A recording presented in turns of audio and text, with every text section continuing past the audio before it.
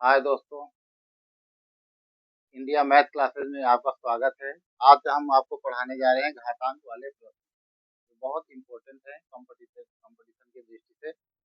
देखिए, आपको एग्जाम्पल के पहला क्वेश्चन बताने जा रहा हूँ, ध्यान से देखिएगा, है ना। 27 into 9, जैसे मैंने आपको बताने जा रहा हूँ 20 into 9 लिखा हुआ है।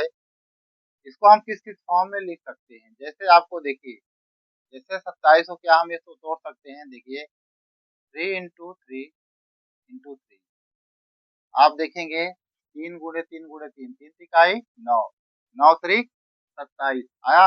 9 को हम तोड़ सकते हैं 3 × 3, तो 3 × 3 = कितना हुआ, 9। अब इसको आप देखेंगे 1 2 3 4 5, कितने तीन है बताइए, 5। तो इसको हम लिख सकते हैं 3 की घात 5।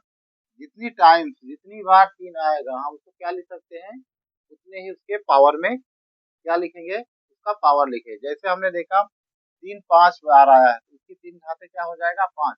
3 5 बार आया है तो 3 घातें कितना हो जाएगा, 5 हो जाएगा।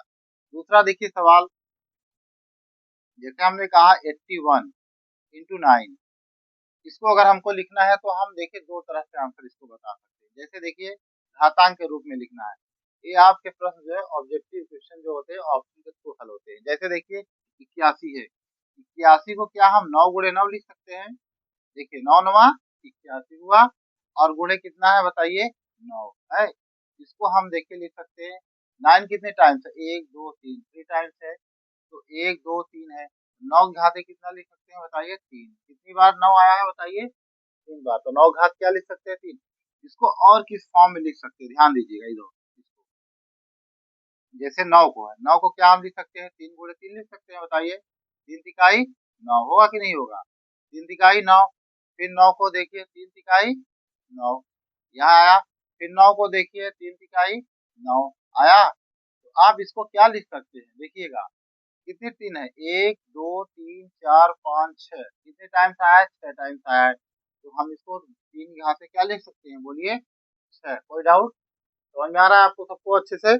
अगला देखिए तीसरा नंबर प्रश्न, जैसे मान ली थोड़ी देर के लिए देखिए, इन चीजों को आपको पढ़ने के लिए सबसे जरूरी होता है आपको घात के बारे में पता हो, वर्ग वर्गमूल घनमूल के बारे में अच्छी तरीके से पता होना चाहिए। जैसे मान लीजिए हमने लिखा क्या, देखिएगा हमने लिखा यहाँ 36 थोड़ी देर के लिए, राइट। फिर मैंने लिख दिया क्या, 216। अब इसको तोड़ने के लिए आपको पता होना चाहिए घातांक के रूप में 216। इसको तोड़ने का भी एक नियम होता है, आप क्या एलसीएम विधि तोड़ सकते हैं, किस विधि से, एलसीएम विधि। जैसे 36 को है तो 36 को क्या मैं 6 × 6 लिख सकता हूँ, बोलिए हाँ या ना। 216 किसका बताइए, क्यूब है, 6 का क्यूब है। तो 6 का क्यूब है तो 216 को हम 6 × 6 तोड़ सकते हैं कि नहीं। 6 का 36, 36 का 216 होता है कि नहीं होता है, बोलिए। इसके बाद आप देखिए 6 कितना है, 1 2 3 4 5, ये 5 टाइम्स आया है। कितनी बार आया है, 5 बार।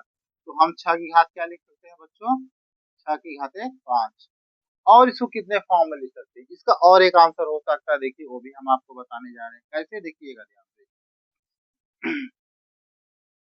क्या हम 6 को, ध्यान सुनिएगा, इसको तोड़िए, क्या 2 दूनी 4 और 4 दूनी 8, ऐसा फॉर्म में नहीं टूटेगा।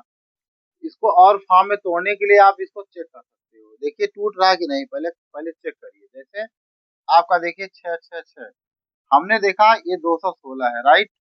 अब 216 है तो इसको हम अगर तोड़े, ध्यान दीजिएगा, इसको मैं तोड़ने जा रहा हूँ। देखिए किसने कितने फॉर्म में लिखे जा सकते हैं।